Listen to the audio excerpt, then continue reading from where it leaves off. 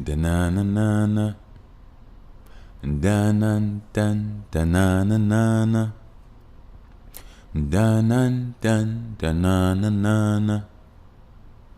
Da nan dan da na na na na. Da nan dan da na na na na. Da nan dan da na na na na. Da nan dan da na na na na. Da nan dan da na na na na. Da nan dan da na na na na. Da nan dan da na na na na. Da nan dan da na na na na. Da nan dan da na na na na. Da nan dan dan dan dan dan dan dan dan dan dan dan. Woo! Welcome back, welcome back, welcome back, welcome back, welcome back, welcome back.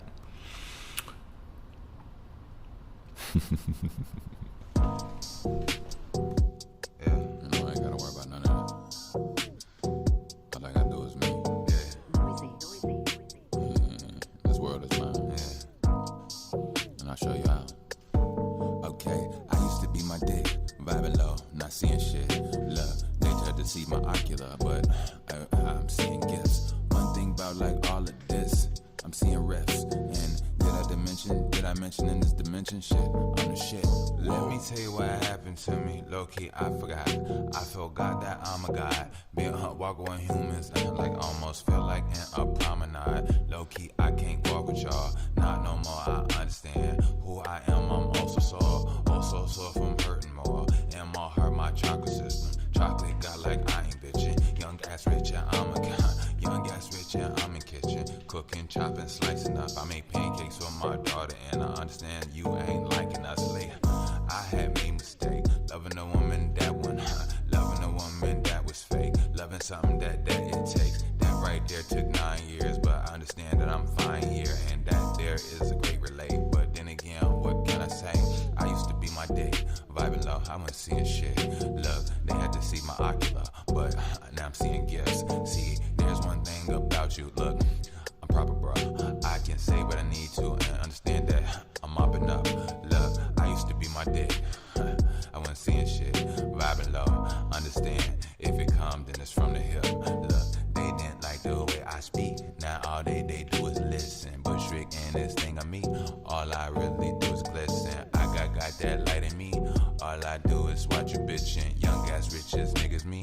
Oh my God, just give them kisses. Oh my God, just give them riches. Oh my God, just give them kisses. Oh my God, just love them tightly. That's what God say when he like me. Hey, I used to be my dick. Yeah, I'm vibing low. Yeah, I wasn't seeing shit. Yeah, they deceived my ocular, but now I'm seeing gifts. I don't play with anybody, cause now I'm making riffs. In this dimension that I mentioned that I'm the shit. I mean, I forgot to. But I got you. Yeah, and this is my origato. But sugars in it, I had to say. Hachu, hachu, hachu, hachu, hachu, hachu, hachu, hachu. Welcome back, welcome back, welcome back, gods and goddesses. Hey, I'm gonna be honest with you all. This right here, this, oh man. You know, fear is the false evidence appearing real. So we won't go there. I want to say welcome back. This here is that by the way, podcast delicioso. I want to say shout out to my Earhustlas. Welcome. I hope you all are doing fine, swell and dandy. This here is going to be a special one, you all. Matter of fact, this here is probably the most special podcast of the entire 5 years running. And we needed this one right here. I'm not going to lie. I'm also not going to lie. You all can probably tell that my voice is a little stronger, a little different. I've evolved again. And it was through pain. It was through pain, but it was also through understanding and the pain that I needed. And I would have asked for 1,000-fold times, even though I didn't know that I was afraid of it.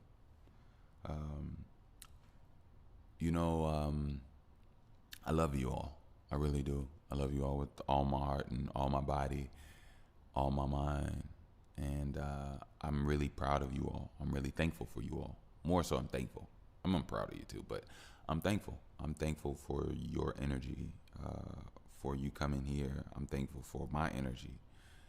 I'm thankful for me coming here. You know what I'm saying? This is one of the best decisions that I made.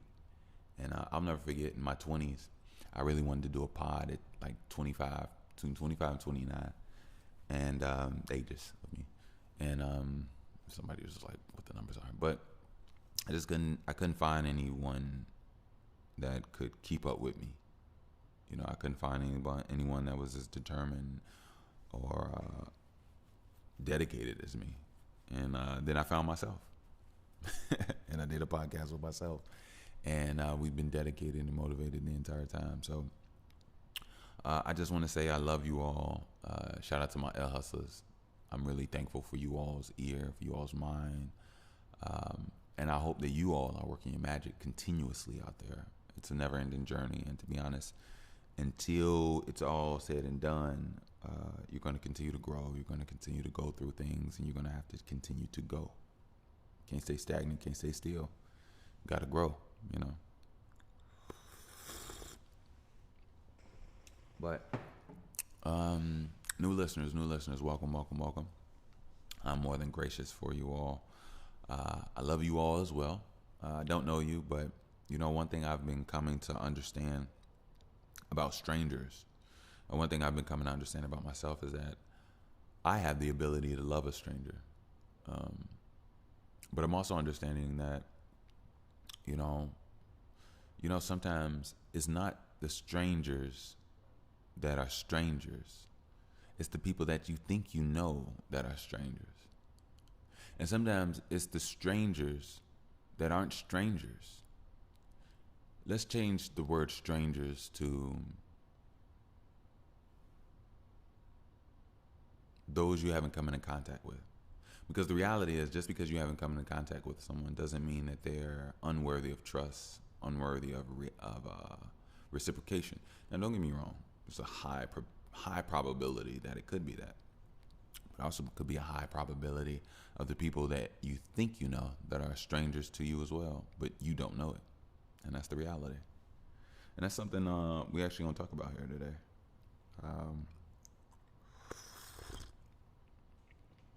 And if you are new, welcome. Get relaxed, chill. I don't know if you know, but I go in, and this one I'm going to go in a level I've never gone in probably before. I've had time to digest a lot. And right now, my heart, my mind, it's calming down because sometimes it was rushing, First and foremost, I want to be extremely real with you all. And I'm going to turn this up a little bit. I want to be extremely real with you all. A few weeks ago, I got really weak. I got really weak internally. And something came over me. Something came over me heavily. And to be honest with you, I'll be dead ass honest with you all. I won't even use that terminology because somebody actually just used that in something on YouTube in the comments. I'm not even gonna go there. But anyway, so I got fear came, depression came, sadness came, and to be honest, I wouldn't even say it's fear. I wouldn't even say no. It wasn't even fear. It was more so pain, a pain I had never felt before. An immense pain. And I felt like walls were closing in on me. And I've explained a lot of things to you all here on this pod. And to be honest with you, recently I realized that my numbers went down. So I was like, ooh, maybe they don't want to hear this shit that I'm going through. And how could I blame you? I mean, don't get me wrong. I enjoy pods that feel good and sound good. And sometimes when someone is going through turmoil and sadness, it's really hard to like look at it as a hee ha ha moment. You know, if you care, if you're like an actual real, sentient person. I don't know if that's the right word, but if you're a real person, if you're not an NPC, if you're not just an empty vessel, if you're not a demon, then you care and you have the ability to understand. And sometimes I get it. In 2026, there's so many things that are happening. And to be honest with you, you don't always want to be bathing your brain in sadness. And my life has been painfully sad sometimes, but that's not anymore. I want to be honest with you all. So the ideology, the concept, the energy of suicide came to me. And I haven't seen or viewed this since I was 15 years old, you all. But it came strong. And I'm going to be honest with you all. I love this podcast. I really do. You all could probably tell. I don't do this for money. If I got money from it, that would be so freaking amazing. You all have no idea. But I'm going to be honest with you all. Before I say I don't make any money from this pod, I don't. Within 5 years, I got one donation, and it was a donation for $10, and I'm so thankful for that $10. I swear, I'm so thankful. And that came from a guy named Tony, a really dope guy. He's actually the boyfriend of one of my exes, the mother of my child. She's my ex. We're not together.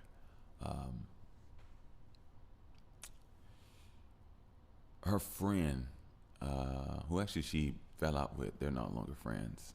It's her fiance. He supported me. He listened to the pod. He liked it, and he donated me $10. I was really, really thankful for that. Shout out to you, Tony. Thank you. And I thanked him years ago, so it's just a thank you to you all, to him again. But a thank you to him through you all. But anyway, so yeah, and recently, one of the reasons that happened is some things have been really happening in my personal life that I had been keeping away from you all, but I had been going through on my own, and most of you all know that I don't know if you all know, maybe you do, maybe I don't talk about it. Well, I'm with my daughter. I'm a stay-at-home father, and I'm gonna be honest with you all. I'm gonna just tell you all the nitty-gritty. A lot of the times I've been trying to give you all digestions, but sometimes, there's nothing wrong with that digestion. I'm completely digested my understanding. But I realized that I was being played. I was played for 9 years. I was bamboozled for 9 years. Someone is a narcissist. Someone is an avoidant. Someone is a demon. And all of this someone is the mother of my child. And, a few weeks ago, I realized, not even a few weeks ago, it was like last Saturday or the Saturday before, I had noticed that I lost 30 pounds, you all. I lost 30 pounds. Now, I've always been a slender guy, and my body holds weight through muscle and bone. So I was always like heavy in that way to a degree. And I was always only like, I was like 190, 192, 190, around there. If I ever lost some weight or did something, I was like at 182, But I looked at the scale a few weeks ago, and I was 160, 162. No, I was 160. I'm 6'4", 6 feet 4 inches, and I've never been 160 pounds, you all. But the reason why is because the mother of my child decided to stop feeding me this summer, about months ago. And she would just buy her and my daughter food. And yes, you are correct. She works from home. I stay at home with our daughter, and I'm the one teaching her ABCs, numbers, obviously the alphabet, which is ABCs, and writing, penmanship, art, guitar, music, rapping, freestyling, walking, learning to play with other kids, taking her to the park. That's all me. All me. I've been doing it the whole summer. I've been doing it my whole life. And because of that, I don't have a job. I don't have a job. And this person decided to, first of all, they never loved me. And it took me time to realize and see that. And I was played, but I loved. And I'm not going to feel bad about that. I'm not. The thing is now is that lately I've been in the hardcore mode and mission of moving out and leaving. And I've been praying and crying for months, you all, because as you all know, Boo Boo is my first child, my first and only child. And I waited 33 years to have her. So going through everything that I'm going through, I had no means of going anywhere. I had no means of doing anything. I was just with my child. And she changed me in so many ways. And I grew in so many ways. The thing is, as long as she bought my daughter food, I was A-okay. You know what I'm saying? I would scrap up, make me some beans, make me some rice, bowls of cereal here and there, oatmeal. I am a vegetarian. But yeah. As long as my daughter was fed, I made a way for myself. And recently, things had just gotten so tight. Like, years ago, I had changed my phone bill, my phone company, because I was struggling. And I went to Boost. I have like a $54, $55 phone bill a month now. I used to be with Sprint, which I think they got bought out by T-Mobile. And my phone bill was like $115, $120 a month. And even when you making some money, that's not too much. You can handle that. But I wasn't getting it like that. I wasn't. So I switched it, changed it, and I went to Boost, $54 a month. Unlimited everything. I have no problems with it. The signal could be a little stronger here and there, but hey. So the mother of my child decided to stop supporting me in any way. So the partner that you have with your child, you decide to not pay their phone bill. And don't get me wrong, I don't want to sound like I'm entitled or anything. I promise I'm not entitled. I guarantee you that. But the thing is this. So, as most of you all know, because you were there throughout the process. 2 years ago, I was in a car accident, and I had to get surgery. And throughout that process, I had to heal, and I had to learn to walk again, and I had to go through therapy, and I went through a lot. And within that process, within that time, the person that I was with lost respect for me and got extremely highly disrespectful towards me. They always had nodes of it, but something like a floodgate just was let down, and they're a completely different person right now. And not only that, I found out so much more about this person, from secrets and lies and all type of stuff, But I realized, like, I'm not going to be mad about it. I'm not going to be upset about it. I'm not going to be this. I'm not going to be burnt out about it. We all choose our choices. We all control our choices. I gave my best. I loved my best. At this point, I'm about getting what I can to better myself, to be the best person and father that I could be. Because one day, I'll be talking to my daughter, and she'll be asking me what happened and how did things turn out the way they did. And I want to have a powerful, strong, successful story. And I've never been in a place where I was jobless, potentially homeless. Well, homeless. I've been homeless, you all. I didn't want to tell you all, but I've been homeless in a way where I've been threatened to be kicked out, told, whatever, even though we have a child and it's only us. She has no parents, I have no parents. But the thing is, she's so toxic, and recently my daughter has been turned against me, my daughter has been misled, my daughter has had an extremely poor and bad example of how to love and treat your father. And that's what her mother did. And over time, it was breaking my heart, you all. I must admit there was a few times where I would distance myself from my child, and sometimes I wouldn't respond to her, and I would ignore her, and not like a lot. Trust me, it was like maybe a few minutes of a day, because I couldn't even bear doing it. But the reason why I did it was because over time I started to realize that my daughter was confused about me because of how she seen her mother act towards me.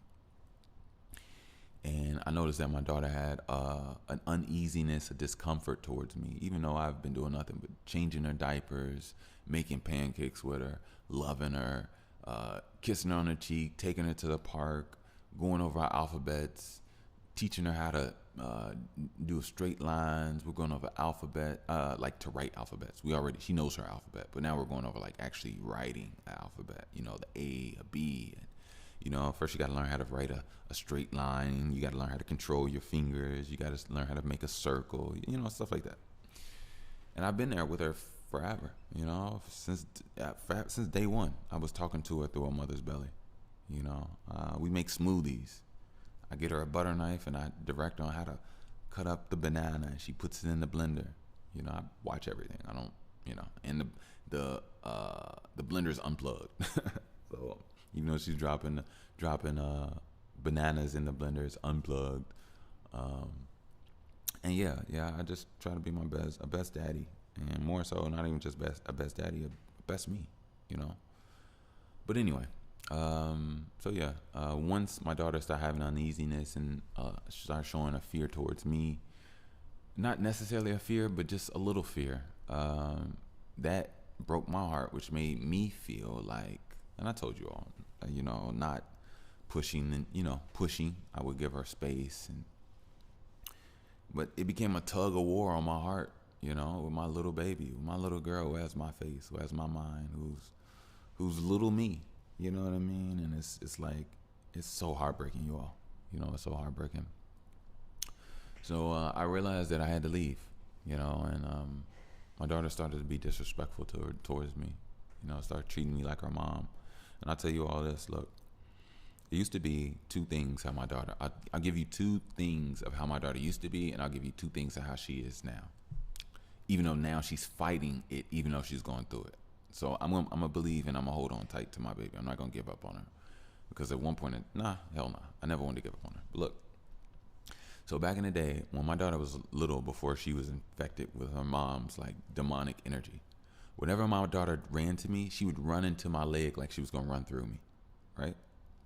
Whenever I talked, my daughter would stop doing whatever she did. She would turn her head at me. Her eyes would be wide-eyed open. And sometimes her mouth would just be open, like she was just an amazing, and she would just do nothing but listen to me. And she wouldn't move until I was done talking. And once it was silence, then she would like come back into reality. But until then, we were just synced, right? Now I talk, my daughter tries to overtalk me and not even listen to me innately until I acknowledge it.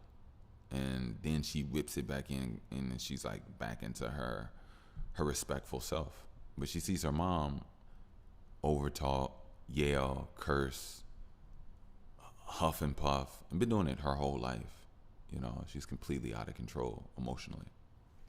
No stability. She is not stable emotionally. She is not stable mentally.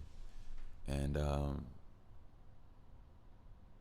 mom did a really good job of hiding her demonic and treacherous ways. And a part of me always knew something was off. A part of me was always unfulfilled. A part of me was always disappointed. And see, that's the thing. Like right now, I'm not mad at her. You know, I'm disappointed, but even then, I'm not even really. I mean, I've been disappointed for so long that it's like, I expect nothing but the worst from you. You know, you do something bad, I don't expect you to fix it. I don't expect you to change and try to do something good about it. I expect you to go worse in your mistake because that's the type of person she is. You know, but anyway, I'm not here to badmouth or talk about her in any way. The only way I really want to talk about her is in a factual, real way. Because number one, I have a child, and number two, I believe that this here will be successful. Number three, I don't want my child growing up thinking that daddy is bashing mommy. I've been through that myself. And the thing is, I really just want to be able to, a few things. There's three things that I would love to be able to happen here. Number one, I have to be factual and truthful in what I am going through. Number two, I would like to help you all out based off what you all live and go through, because I know that I'm not alone, and there are other people out here that are going through similar situations, and there's also other demons out there that are hurting people, that are misleading people, that are love bombing people, that are spinning the web and lies and deceit around people, that are trapping people. Let me tell you all, I'm gonna get to that in a minute. But there's a lot that's going on that is hurting people. And if my story could help you all learn and grow, just like I learned from stories on Reddit and I learned from stories on YouTube and just certain things. I mean, don't get me wrong, I just wasn't going all the way in. I took things with a grain of salt, you know what I mean? And I'm highly intelligent. I have emotional intelligence. So I went through a lot. I read a lot of blogs, and there's a lot of hurt people, a lot of people explaining the situations and the things that they've gone through, and how some people are just literally psychotic. You know, some people are really off. You know, some people seek pain. Some people seek to misunderstand you. Some people don't want to bond with you. Some people don't want to love you. Some people don't want to understand you. Some people don't want you good. You know, some people don't want you smiling. Some people just don't want you happy. They want to destroy you. They want destruction. They want you to feel pain. They want you to feel confused. And, you know, the reality is those are demons. You know, and what I've been realizing is that, you know, a lot of that's why it's very important to raise your vibration. You know, a lot of people don't understand that we live in a very spiritual world. And if you vibe low, low vibrational beings can inhabit your water electromagnetic being. And it's the truth. It's just the absolute truth. And I didn't see it. I didn't know it. But I see it and I know it now. And I'm all the more better for it. I'm all the more stronger for it. I'm all the more fortified for it. But it was coming down crashing on me. You know, this person had lied on me for so long, called the police on me. I told you all about a few situations, but the reason that suicide came as a viable the only option, because it felt like my walls were closing in on me. I had no resources. I didn't feel like I could just leave my child and go somewhere and do something and have a job, and you know, my phone bill was needed. My phone's actually about to go off in like 2 days, a day, maybe.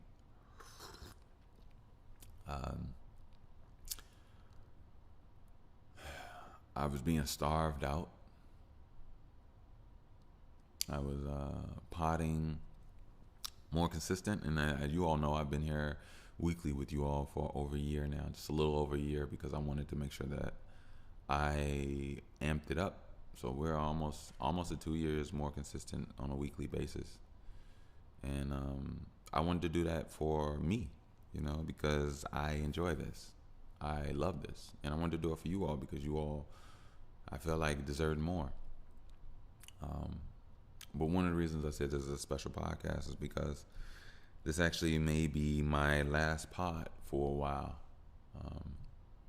I've decided that I got to get out there, you all, really bad, really hard. And I always wanted to get out there, really hard, really bad. But now I've been applying for jobs. I've been applying for homeless shelters. You know, I didn't really want to go to a homeless shelter because I have my equipment and my stuff, and I've been told that I'll just get robbed. It'll just get stolen. So I've been looking for housing programs that help fathers rebuild, and I'm hoping that I get an opportunity to get a secure room where I can put my belongings, have a key.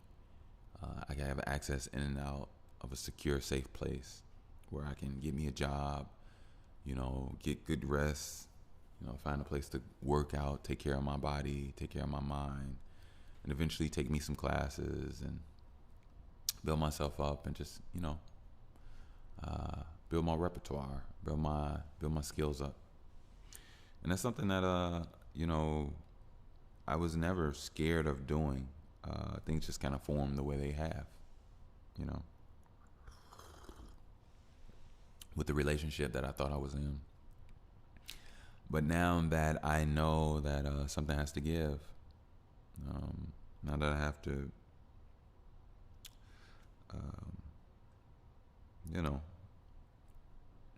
snap back into reality, even though I was always in reality. It was just me making the right decision and knowing what I had to do. But being able to step away from my child and understanding, to come into that understanding and that realization, that mindset, it was hard. It was hard knowing that I'm gonna have to leave my baby. It was hard knowing that I don't have any family, she doesn't have any family, and she still ruined our family single-handedly for no reason. But the reason is she's just not a good person. She couldn't maintain the lie. She couldn't hold it up any longer. And to be honest with you, I'm thankful that God has revealed and allowed things to turn out the way they have, because I always believe that everything happens for a reason. And not only that, it is what it is. And when you understand it is what it is, it helps you with acceptance. Because one thing in this world, young people, I'm gonna tell you, and older people, because attachment can be very deadly if you don't know how to understand it. You have to truly understand acceptance. If you can't accept certain things and you fight it, it will rip you apart, it will tear you down, and it will destroy you, because you can't accept what is. And the thing is, iwi, it is what it is. And when you understand that, you understand it. So yeah. And the reason I say that is because right before my daughter was born, my daughter's 2 years old.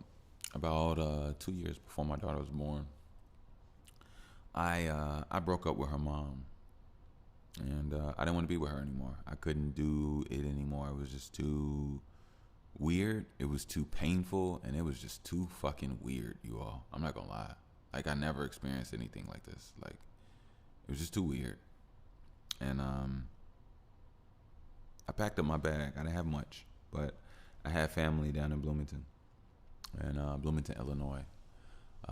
Majority of my family used to stay in Chicago, but a great deal of them moved to Bloomington. And it was only a few of us, me, my mom, and my brother, that stayed here in Chicago. But that's a whole nother story. My mom and my brother, they're not in my life anymore. But and I'll tell you why. My brother lost his mind a long time ago. I don't know if it was drugs, whatever. My mom actually told me recently that his central nervous system is deteriorating. She can tell. But when he was going through it, he was trying to attack me, and he attacked some other people in my family. And my mom supported him and wanted to call the police on me. Basically what happened is he tried to snake me and tried to attack me, and I beat his ass. And me beating his ass, my mom called the police on me, even though I came over to visit her. And I'm having a conversation, really good conversation. She's laughing, she's smiling. I'm laughing, I'm smiling. He comes from the side of me and literally swings at me. and my spidey senses kicked in. I think I told you all. Dodged the hit, looked at him like, "Are you serious?" And we got it on. Beat his ass, and my mom threatened to call the police on me, even though she saw him literally attack me while I was talking to her. But it's okay, because she later called me up and apologized. But I didn't really care anymore, because at that point it was just whatever. But that's why I said they aren't in my life anymore. And it's not even just that; it's a lot of stuff. My brother's messed up mentally. He will never have an opportunity to come around my daughter, ever, ever, ever, ever.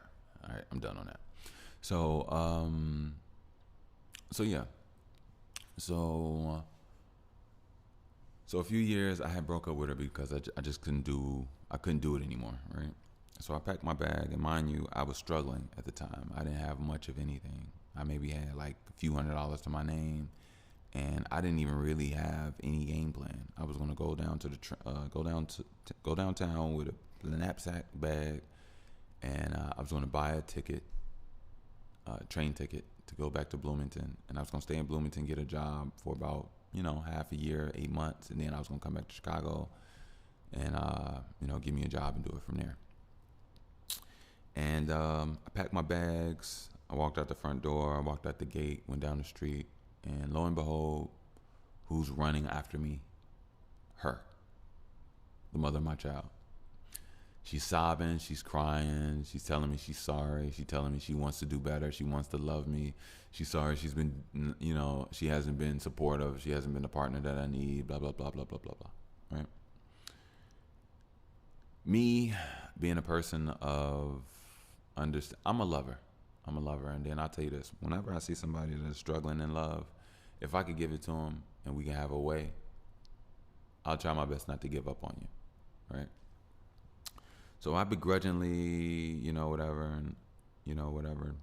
She jumped on me, tried to kiss my face and all this, cried, yelling, telling me she, wants to make changes, she's sorry, all this stuff, right? So I eventually, I gave in. And it wasn't like I gave in, like I succumbed, nothing like that. I even said, like, man, you got to do better. Like, I can't do this shit no more. Like, you tripping, and I'm not about to waste my life. Like, you wasting time and existence. Like, nobody's gonna do this shit. Like, what are you doing? And she put on a convincing front. She, made a little change, but eventually it all slowly fell back down. Now, this was a few years before my daughter was born. Now, let me tell you all about when my daughter was conceived. And let me tell you how she lies to her friends, and she lies to everybody. When my daughter was conceived, we were having sex. And I'll never forget. She was on top of me, and she was riding. And it got to that point, got close to that time, and I was about to bust. And I grabbed her, grabbed my penis, and I pulled out. As I pulled out, my hands, came right back to the top of my head, right? And she grabbed my penis, and whatever. She grabbed it, and she put it back in her, and she grabbed it, put it right back in her, and it was like a whoa moment of like, oh my God, I can't believe you just did that. But also at the same time, weirdly, it felt good. But it wasn't like I was trying to I was caring about the moment. It was more like a whoa, you just did that. Like, why would you do that? And I had to talk with her after. I was like, we're not good. We're having problems. Like, why would you do that? Now, I'll be honest with you all. I'm not rich now. I wasn't rich then. I will be rich one day. I believe this will pop off. I don't know when, but we'll see. It's all in God's hands now. I didn't view it as trapping me. I didn't view it as trapping me. But you know what I realized? I am rich in spirit. I'm rich in light. I'm rich in personality. I'm rich in intelligence. I'm rich in all the things inside me that are far beyond and far greater than money. So yes, I am trappable. There is a reason to trap me because I have something way more grandiose than money. What I have brings money. You know, what I have creates opportunities, creates abundance, creates divinity, creates power, creates life, creates creativity. And I see and I know that now. So I guess my younger self only viewed me being trapped only from a sense of a financial gain or finances. But it's really my fine ass. Get it? Hey, it's not my finances. It's my fine ass. All right, anyway. But anyway, I'm sorry. Hey, you know what I'm realizing? How could you be sad? I'm not sad. Like, you feel that? That's power right there. Like, anyway.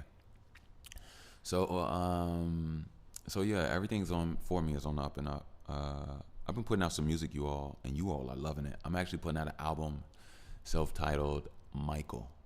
Yes, my self-titled album, Michael. I have two tracks out right now. I've been putting out a track a day for it. I was actually in the process of doing it right now. My third day, I'm putting out the third track. This one is actually called Divine Whooping. The first one I put out is called Cosmic Clarity. Go cop that. You will check it out. Go check it out. You all will love it. Trust me, you'll love it. The second track I put out is which one was that? I Did That. Yeah, they loving that because I did that. I did that on the song, and I did that in life. Like, when my daughter looks back and be like, Daddy, you overcame this. You got away from mama. You helped the world. You got you some money. You bought you houses. You got us you made us an empire. Daddy, hey baby, Daddy did that. I did that. You see what I'm saying? Like, I did that. You know what I'm saying? On so many ways. And there's been a lot of BS, but there's been a lot of strength in me that's been overcome, and I'm divinely protected against this woman. Anyway, that's the only thing I felt in my heart. But shout out to, I want to do a special shout out to God. I want to do a special shout out to the universe. I had been crying. I had been almost distraught for months now, right? And yesterday I was able to see God, and I got teary-eyed, and I started talking to God through there, and I was like, I see you, and I'm surrounded by support. I'm surrounded by angels. I can't fail, you all. I won't fall, and I know that now. I am. You know what I mean?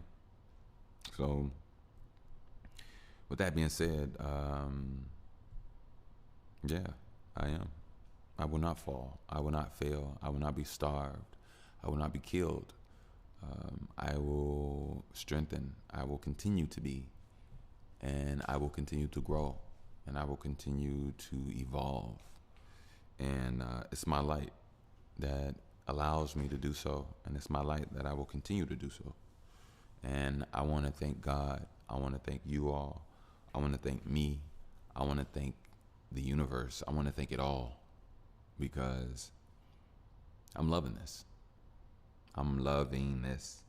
The song I'm actually going to put out today is called Divine Whooping. Now, I'm not going to lie. I'm actually, my timing and the releases are a little off. Like, for me, so I've recorded some episodes before they actually came out, which is cool for me. I used to do them at like a moment's notice, which, to be honest with you, I like it that way, because that way, number one, I don't forget about my topics that I'm talking about. Usually I don't. I understand what I did last time to a degree. I can feel it. But also like things to be as updated and as fresh as possible. But they are, though. It's hard to explain. But yeah. But anyway, I'm thankful and I'm ready, and I'm excited about what is to come. I really am. I'm excited about what is to come, and I'm looking forward even though sometimes I don't know what's going to happen. I don't. I don't know what's going to happen. And I'm not going to lie. You know, what I want sometimes intimidates me, but I know I want it. And what I want is I want a place of my own. I want my career to grow. I want loving people in my life. I want to be able to help others and build organizations that actually get things done and help and assist and change the world. Not in no cliche way. I want to be able to take my funds and be able to invest them in ways where I can help people and still make money to help people again and more. You get what I'm saying? Or not even about money, just resources. And I think I'll always have that. I will. And I would love to be able to be an amazing father to my daughter. I would love to have full custody of my daughter. And you know what's funny? Having a little girl and not having any parents, not having any support, not support. I have support. I have angels. I have the world. The right ones will come. It's intimidating. I don't want to say scary. It's intimidating. You know, having this little life in my hands only, without anybody else, and it's just me and her. I'm looking forward to it, and I would love to have that. You know, I would love to be in a position to be able to teach her and help grow her. I would have always loved to do this with her mother. I would always love for her to have a womanly figure in her life. But I think I'm just gonna have to do it in ways where I'll find her new womanly figures. You know what I'm saying? I'll find her people that will be good examples of how to love her father, good examples of how to love themselves, good examples of how to treat her even better and psychologically better. Her mom can't treat her good psychologically. I've seen that. I don't trust her mom at all. You know what I mean? As time has gone, I understand and see so much more that at this point I'm keeping it to myself. I'm not even really going to expose her. Not even to you all. I wouldn't do that. But like even to herself, I'm not going to tell her what I know about her. I don't care. I don't really care. You know what I mean? And I just found out so much that this isn't even the person that I thought I know. This is a completely different person. This is a lie. It's not even a completely different person. It's just the mask has been taken off. So it was always there. It's just hiding itself. But now that I know what I know and now that I am who I am, I'm looking forward to getting a beautiful place for me and my daughter, taking her on trips, you know, going around and speaking with people. I'd love to take my pod on tour. I'd love to take my music on tour. I'm going to take my daughter with me on tour. She's going to travel with me. You know, I would love for her to do hybrid school whenever we're here in the city. I would love for her to go to an actual brick and mortar school and spend time with, you know, kids and her teachers and all of that, you know. And I also want to have it set up because it would only be me and her. I'm never going to leave her ever. So whenever I gotta go, daddy gotta go make we gotta go on a business trip. So I would love to set up, you know, traveling tutors and teachers with her for the times when we leave and we can't be in the city. You know, for whatever case, whatever that may be, or whatever time frame. I would always set it up in a way where it's a, you know, I wouldn't say quick, but if it is quick, I would love to shoot out maybe a few days and then shoot back, you know. But in that process, I would love to take a traveling tutor with her. I'd love to be able to afford it, you know, without it being any type of a problem, no type of a dent in what I got going on. And yeah, I want to be able to. I want to give my daughter a fund. I want to create an account where she has a fund where we can invest and do the things that she would like to do, as far as like what she would like to do for the world. You know what I mean? I'm talking about when she's 5 and 6, whatever ideas she wants to come up, you know, with the things that she would love to do for her kids at her school, or the kids in the neighborhood, or if we go to another neighborhood and we do certain things. I would love to give her, you know, be blessed as a father to be able to put $20,000-$40,000 in an account or fund where it could be used based off of her ideas. You know what I mean? If she wants to do a pizza party for all the kids in her school, And we have, pizza parlors pulling up, passing out free pizzas to the parents. And that's what my daughter wants to do. Or she wants to have a balloon day, where, they pull out the playhouses and balloons and stuff, and they can do that with the kids and the parents after school. If she wants to do a big movie day, or forget all that. Let's say she wants to go to another area where kids are, less fortunate, and she wants to, put out smoothie bars. I'm all for what my baby would want to do, and I'm going to support her. And the whole thing is I want her to grow up to be one day to take over.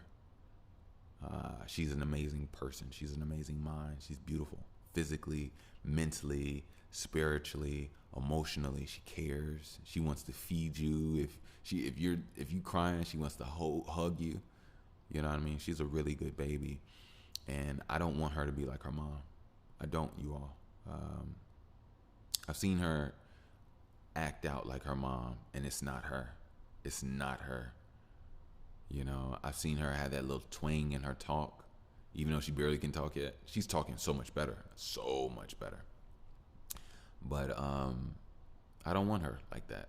I don't want her as some avoidant. I don't want her cold. I don't want her playing mind games on people. And I see how she is. Like my daughter doesn't know it, even though she knows it. But sometimes she tries to make me mad. She does things wrong on purpose to get the response that her mother has gotten. And it's sad, you all. I gotta get her away from that. But I'm not gonna lie, at the same time, it intimidates me. It intimidates me having this little girl, being able to have this little girl and raising her up on my own, because I don't want to mess up. You know what I mean? Like, I don't want to mess up with a little kid. I don't want to mess up with a little girl. It's my baby, of course, but, I came into this thing thinking that I would be doing it with a person, that we would be throwing ideas off of each other, and we would be self-correcting each other as we corrected ourselves. You know what I mean? And to go through this alone without having anybody to be like, oh, Michael, you make a mistake. Oh, Michael, take that. And that's not saying I need somebody to literally be on my ass. No, it would be nice to have somebody to support me, and I support them, So I think that's whenever my next woman, she will definitely be able to show my daughter love. And, if I ever be, I would love to have more kids. If I have a child with her and she can accept my child, not if she can't accept my child, we're not having a child. She won't even exist in my life. But a woman that can accept my child just as much as she accepts and loves me and wants to add to our team and what we got, oh my God. And she can show my daughter what a woman really is, how a woman expresses herself and opens up and isn't closed down because she's been beat down or had a hard life. And even if she did go through things in her life, if she's still open and can still emit and blossom like a flower instead of being closed off and huddled up and fear shaken, oh my God, I'd kiss that woman's feet. I'd kiss that woman's feet. I'd kiss that woman's forehead. I would love her so much, I wouldn't even give her kisses on the face. I lick her face. I lick her nose. I lick her lips. I lick her cheeks. I lick her eyes. I lick her ear. I lick her throat. I lick her hair. If you my woman, oh my God. You know what I mean? So being able to show my daughter love, show my daughter an example, that's all I want. You know what I mean? Because at the end of the day, I don't want my daughter closed off. I don't want my daughter playing games and trying to hurt people and playing with people's hearts and feelings and out here causing trouble and mayhem and being fake. No, baby. No. That's not what Daddy's about to create and put out into the world, because that's not what I do, and you come from me. We are all the same. You're a future me. Yeah, you have autonomy and control of who you are, but your spirit is of me. We are one. When I look at you, I see myself in woman form. That's why I know now that, yes, I am in a male body. Yes, I am in male energy. But one thing I realize is that I'm so much more than just my body. And she let me learn and know that. You know what I mean? We're so much more than just our sex. So as long as my baby knows and gets that, that's all that matters to me, you all. You know, and I'm gonna do some amazing things out here. I'm actually gonna put out a new song today, which I was telling you all about, Divine Whooping. Now it's not today, the day you all are getting it.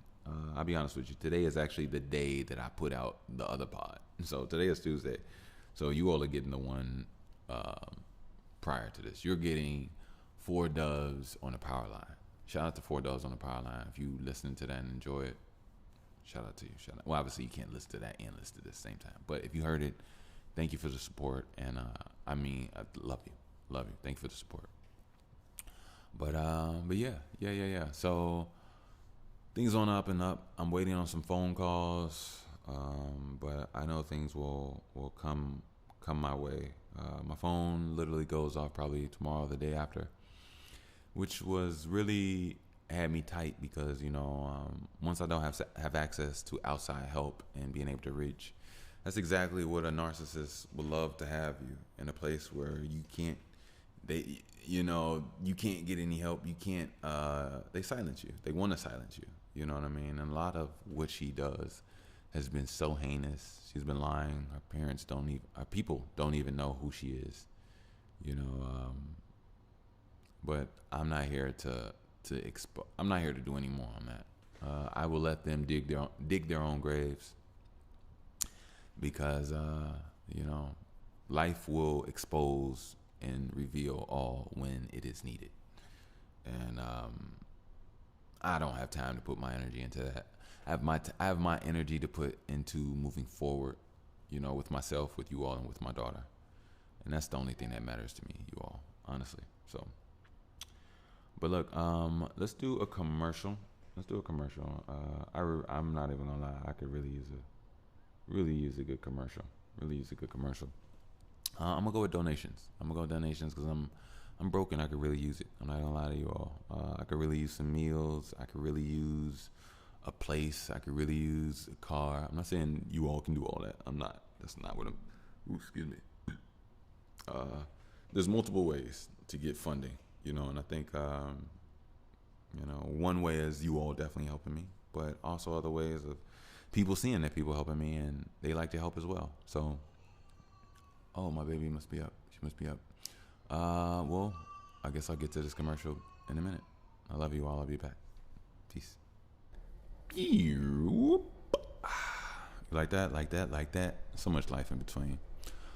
So we are going to I'm going to do a commercial. But before I do a commercial, this is a special episode. A lot has been happening lately. A lot has happened lately. And to be honest with you all, I was going through something recently, and I'm still going through it now, which you all probably know of, but things have gotten really, really not bad. Things have gotten good. God is aligning things, but in order for God to truly align things, it had to make some very harsh changes and some painful realizations.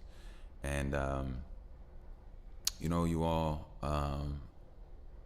I've been doing a lot of crying lately. Not only on the pod, because things get emotional, but even in my personal life off the pod. And I was going through something this summer that I did not tell you all. You know what I mean? I kept it to myself, and I'll be honest with you. It was a spark and a fire that I needed. I needed this fire on my ass. God put a fire on my ass, and I needed it. And basically, I was in a fake relationship. I was with a person that was maintaining a mask, and they did that for 9 years, and it's slowly, over time, they just couldn't hold the mask up anymore. So 2 weeks ago, you all, bear with me on timing and things, because sometimes I work a little earlier before I put the pod out, but today for me, it's August 19th. It's a Wednesday. So yeah. So I'm gonna tell you all this.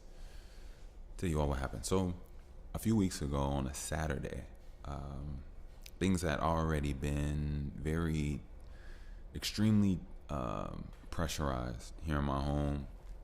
My emotions, my mindset, and some of the last straws were drawn, right? So this summer, a few months ago, as most of you all know, I've come to be a stay-at-home father, which, by the way, is changing. That's not the case anymore. But a few months ago, the mother of my child decided to stop buying me food, stop feeding me, knowing that I was at home with our child, and I had no means of leaving my child to go work and make any money. So a few weeks ago, 2 Saturdays ago, I was in the back. I was actually, let me take it back. That morning, I went to a father's counseling retreat. It was a group. It was like a therapy session for men that come together, and they're just a support group. It's really a father support group. And I needed someone to talk to, and I had a lot of pressure, a lot of feelings, a lot on me. You know what I mean? And when I left there, I had a good time there. When I left there, excuse me, I came home, and I had to use the bathroom, and I used the bathroom, and they're like, "What is he talking about? Why is he telling me that?" After I used the bathroom, I noticed the scale was right there. So I just wanted to, get on the scale just to, just see where I was at. I was shocked, you all. Apparently, I lost 30 pounds this summer. Yes, I lost 30 pounds. When I saw the scale, and I'll tell you all the numbers. The number said 162. Okay. I was 192. Literally 192 at the beginning of the summer. And it took me a while because my body doesn't gain weight like that. I remember I was scaling around 182, 185 for like the longest, right? And I'll never forget, I was extremely happy when I made it to 190. I really wanted to get up to like 222. I won't get there right now. I'll get there eventually. But that'll come when I'm in my perfected state. I already know. But anyway. So, and it's so funny, everybody was like, "You just said you was in your perfected state." I was talking about mentally and spiritually, but I'm getting that physical back. And oh, by the way, another thing. So I'm actually good physically. I'm not sick. I'm not inebriated. I did lose a lot of weight. That's a lot of weight. But one of the things that really pushed towards that was that this summer, due to the stress, due to the depression, due to the bad times, and not having any outlet, I resorted to working out much more. And to be honest, I got shredded. But the only thing is, I lost a lot of weight because I wasn't eating at the same time. But when you're in such a painful state, sometimes you don't even read, or you can't even acknowledge hunger. I'll show you what I mean. If you ever get angry, you lose any sight of hunger at all. And it's not just anger, it's other high anxiety type emotional states, right? So basically, long story short, I found, and it's so weird that I'm talking about this now because I was just listening to the last pod and I went over the story about the suicidal time, right? So this is what's crazy, and this is why I literally had to come to you all and be honest and very forthcoming with you all. So I was at a place where I'm at home with my daughter. I don't have a job. I don't have a means to a job. In order for me to get a job, I have to make sure that, I'm not just abandoning my daughter. I have to figure out something, right?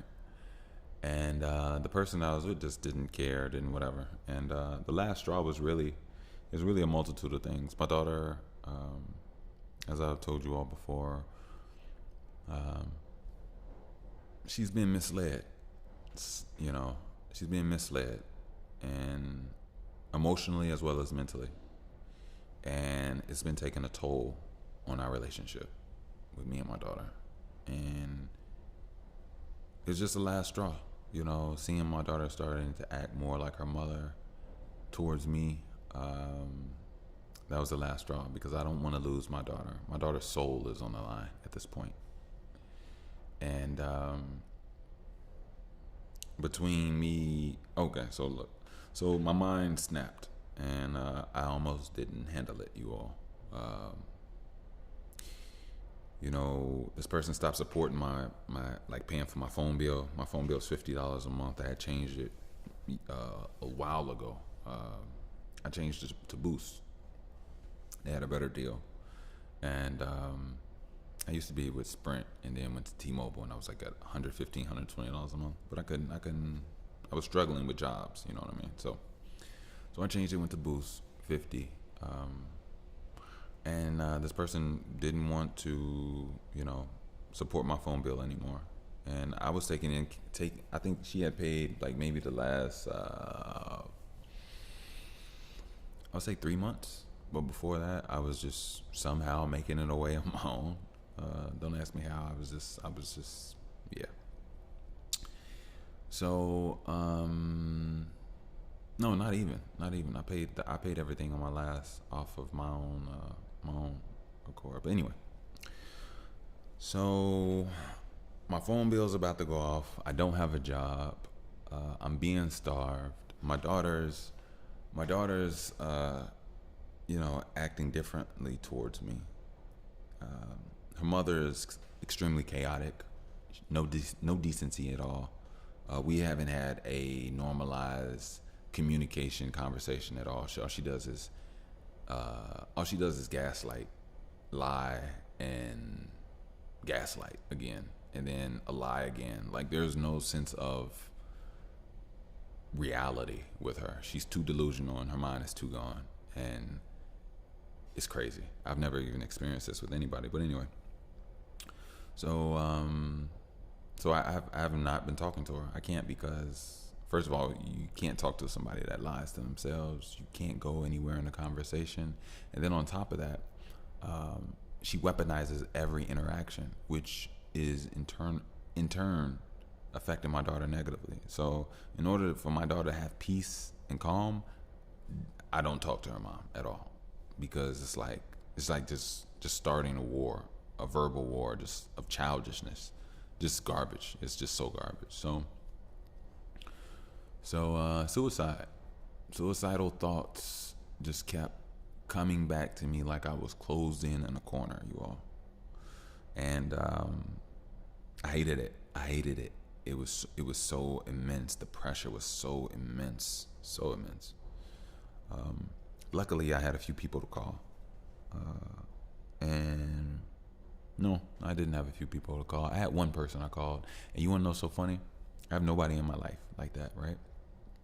The person I called was technically a stranger. There's this woman, shout out to her, I won't give her name right now, but she's a beautiful person, a beautiful soul. And I'll tell you, she works at an organization where she helps people with homelessness and getting jobs and things, right?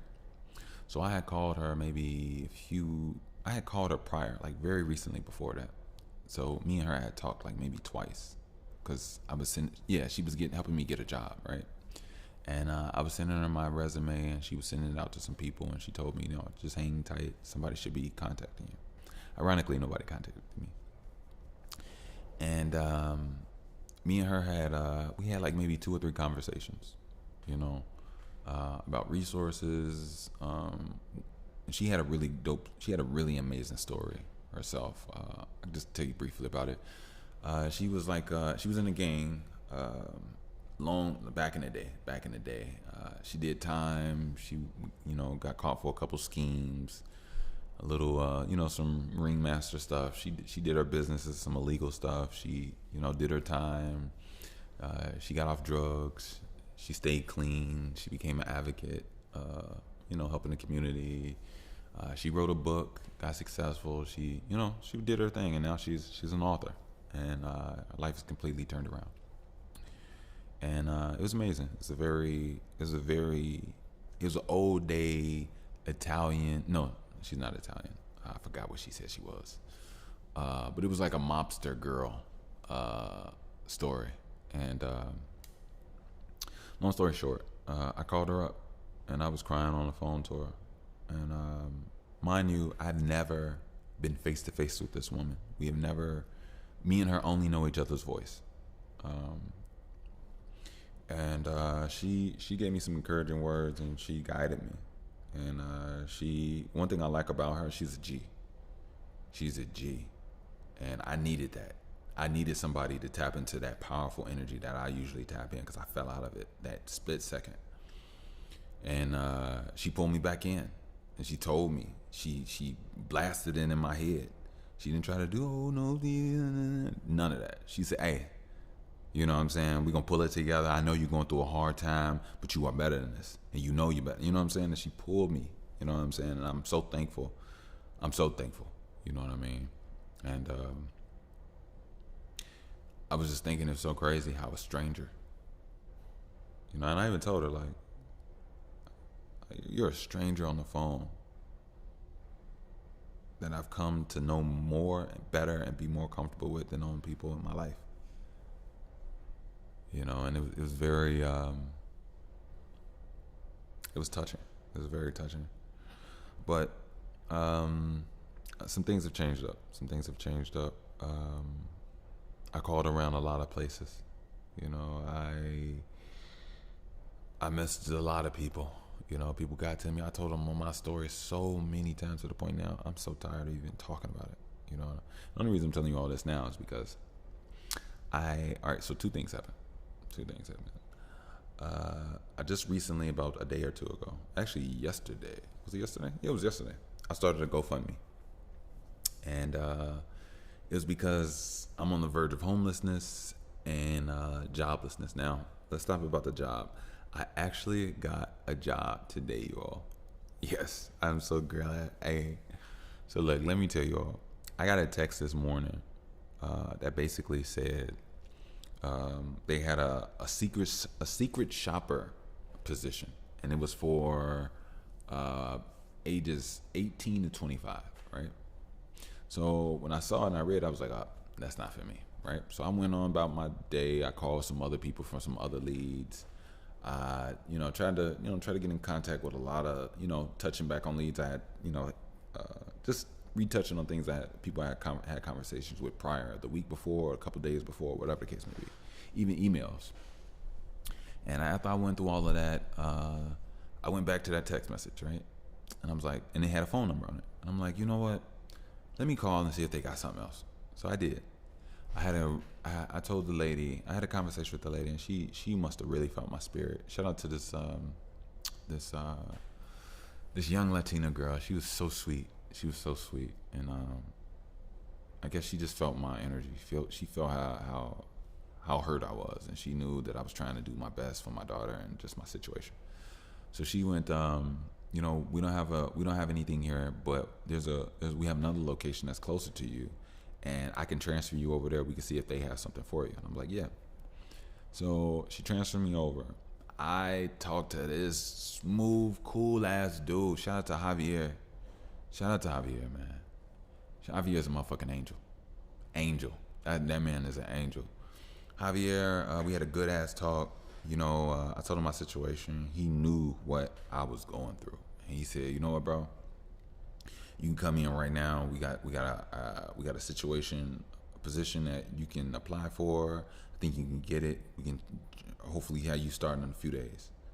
I was like, "Are you serious?" He was like, "Yeah." So I got up, took a shower, got ready. I got my daughter ready. We got in the car, and we went out there, right? And I sat down, filled out some paperwork, and he told me, "All right, well, we got a position for you. You start tomorrow." I was like, "What? Word?" He was like, "Yeah, you start tomorrow. It's by Midway. Midway is the airport here in Chicago. If for those that aren't in Chicago and listen to the show, it's by Midway. Oh, and just so you know, in Chicago we have two airports, Midway and O'Hare, and I'm pretty sure rich people have another one somewhere else. So I don't want to sound like them, whatever. Anyway, so he tells me, I got a position for you. You start tomorrow. I need you there, bright and early. Not bright and early. I need you there about 10, 15 minutes before so they can show you how to clock in, clock out. And he was like, the last thing he said, he was like, "Oh, and make sure you got some steel toe boots," right? And I was like, I don't have any steel toe boots. He said, can you get some? I said, bro, I got $20 to my name. $20 cash to my name. And he goes, ooh, I don't know if that's gonna work. I don't, you know what I'm saying? I was like, I got some other boots, but like they're not steel toe. And honestly, you need steel toe if they say steel toe, or you're gonna lose your toes. Like, if anybody that wants to, anybody in a position that is required steel toes, but you go in there with other boots, get you some steel toes as soon as possible. I don't want you to hurt yourself, because there's a good high probability that you'll get injured. But anyway, so I told him, bro, I don't have any means. Like I told you, I got $20 to my name. Like, I have nothing else. Like, matter of fact, correction, I have $24.04 to my name. The reason I say that is because I have a $20 bill in my wallet, and in my bank account I have $4.04. And the reason I know that is because I used to have $4.44. I went to the gas station, got some trail mix. I had $1 and a little change, and they needed 40 cents. So I took 40 cents off my card, so now I have $4.04 on my card. Yeah, I know, it's tight, y'all. I don't even know what I'm telling y'all this. But yeah, I do, because we're talking about money. So yeah. So at the last second, he looks over to his colleague, and she goes, we have another position. And then she passes him paper, and he goes, oh yeah, this should be good. So he gave me one. This one paid a little bit more and was closer, and it's I'm working at a donut factory, and I'll be doing sanitation at a donut factory. And I was like, you know what? Thank you, bro. Like, they about to get the best sanitation guy in the world in Chicago. Like, y'all have no idea. Like, I'll wash the donuts if y'all want me to. Like, and donuts be tasting like soap. Ooh, what's this? Oh yeah, that's our new soapy. Yeah. Mad. Like, you have no idea. I would do anything right now. Like, I'm trying my best. Like, I won't do anything. I'm not that desperate. Like, I don't want none of y'all thinking that. Like, I'm not doing nothing out of moral compass, and I'm not selling nobody drugs. I'm not trying to hurt other people to uplift myself. That I'm not doing.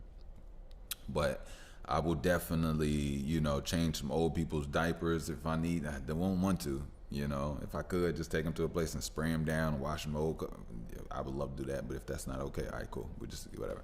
But anyway, so I'm doing sanitation. I start tomorrow at a donut factory, and I'm thankful. I'm so thankful. You all, like, I'm not gonna cry. I'm trying my best not to cry. But see, the thing is, this was so crazy.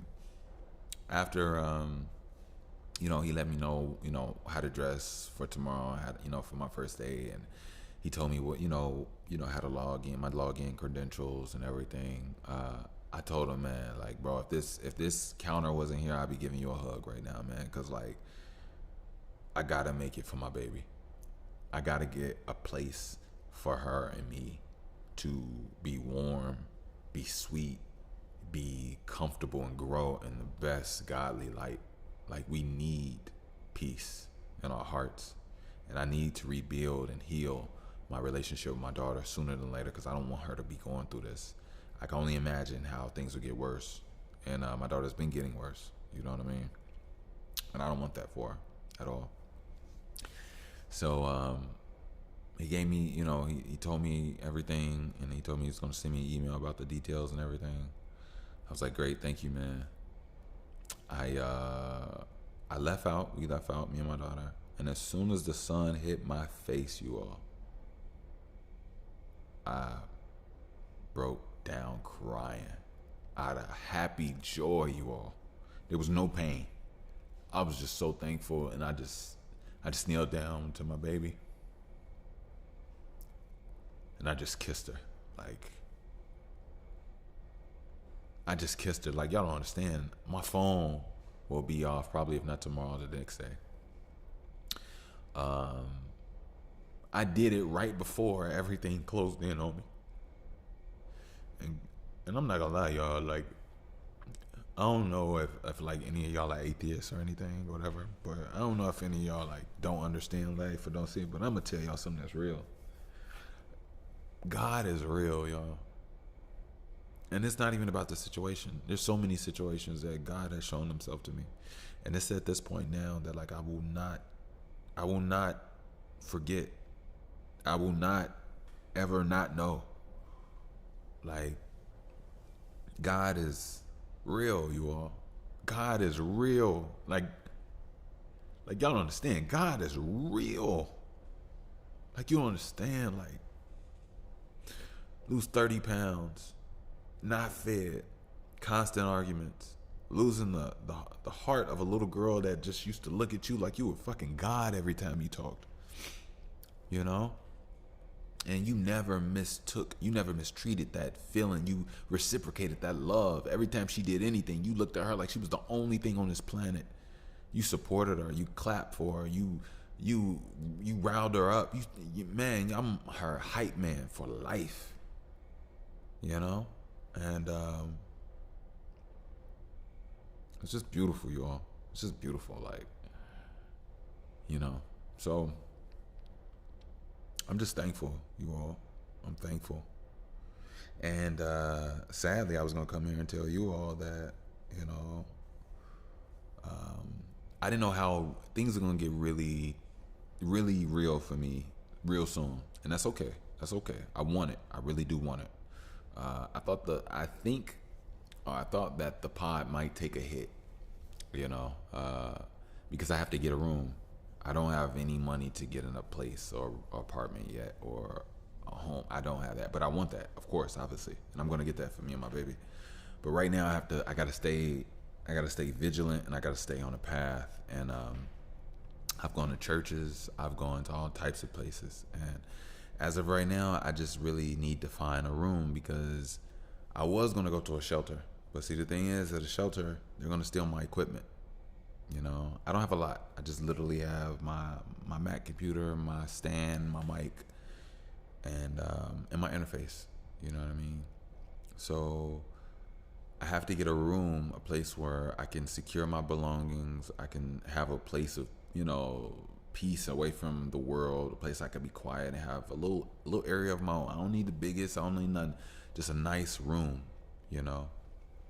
And I don't care if, you know, it's some old lady here in Chicago that would love to have a little company at her home, you know, has an extra room in the back upstairs, and I'll help her out at home. I have no problem with that. I have no problem taking out the garbage, cooking a meal here and there for us. I mean, I definitely want to eat too. Helping clean up, you know, helping with yard work, help her with anything she needs help that I can assist in, you know what I mean? And to be honest with you, like, give her warmth. Like, I'm not trying to be no cold, you know, whatever. I don't mind being a little bit more personal and whatever. But at the end of the day, I'm having my head down. I'm working on building my money up. I'm working on my body. I want to work on my art. I want to support and push my art, you know, because I feel like my art, my podcast, my music is so much more. It can place me in a place where I can really have a true abundance to spend time with my daughter, because, I mean, don't get me wrong. I would love to be able to, I love to have a job to provide and do things, but I also would love to have, you know, have a lifestyle that pays me for being me in a way where, like, I don't have to worry about anything, and I could spend my day with her. I could spend my time with her, you know, and, I could build, and I could find new people, new friends, new loves, and like-minded individuals. And, you know, I know we're out there. You know, some say 144,000. Hopefully I don't go over your head, but I know we're out there. You know, and I know there are beautiful women with beautiful minds, beautiful spirits, that can not only help bring healing to me, but also my daughter, you know, and also a good example of what a great, beautiful, gorgeous woman, godly woman is. You know, I don't think a lot of people understand what true strength is, and you know, that's all I would love to have. You know, a completion of a team, a unit. I never had that. You know what I mean? Never had it. But I know I've always been carrying the qualities and the characteristics of exactly what that is. I just never had the opportunity to work with the right ones. And yeah.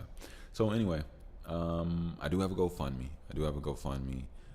If you cannot donate to it, which is okay, I'm not really tripping. The only thing I really ask is if you could just share it.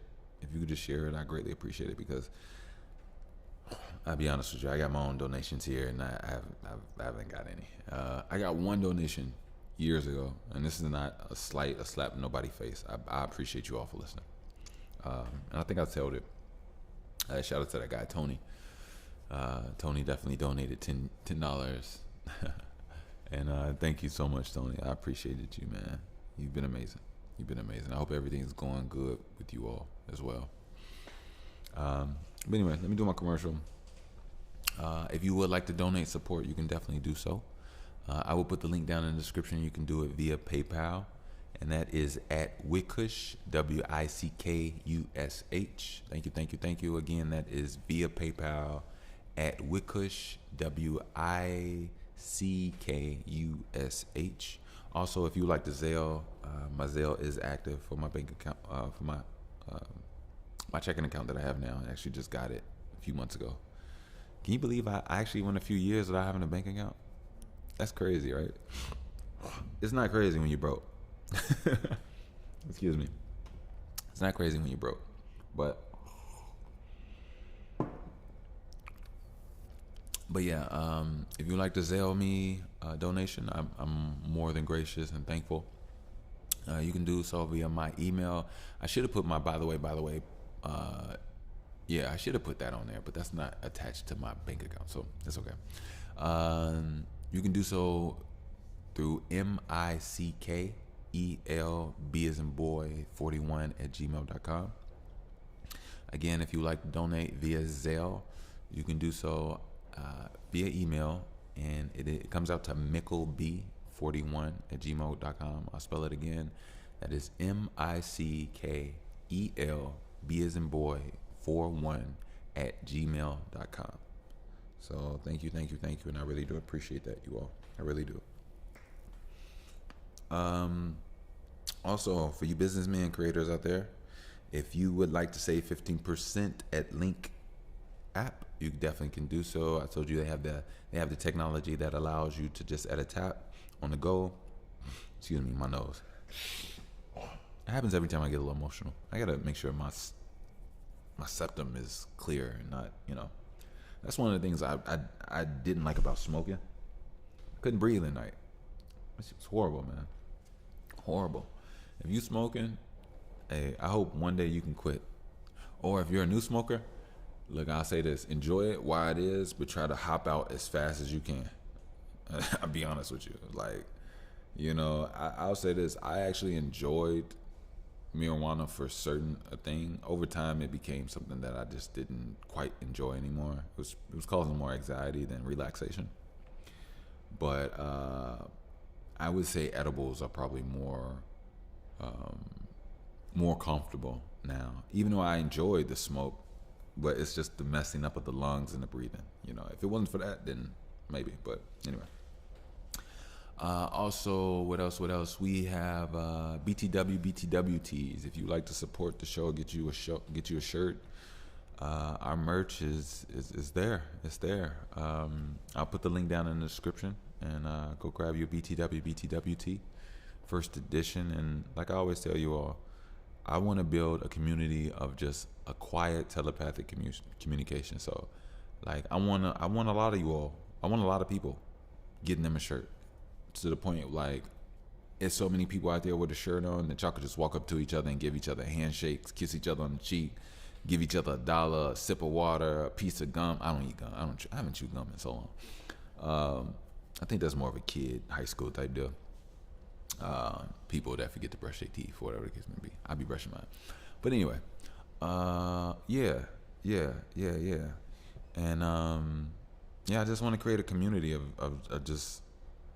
good people, good-hearted people. Now, I'll tell you this: if you get my shirt and you go around to other ones and you start doing people dirty and trying to rob people because you walking up to people and knowing you got something on you, and they walking up to you with open arms, and y'all get there and you try to flat, I hope people beat your ass.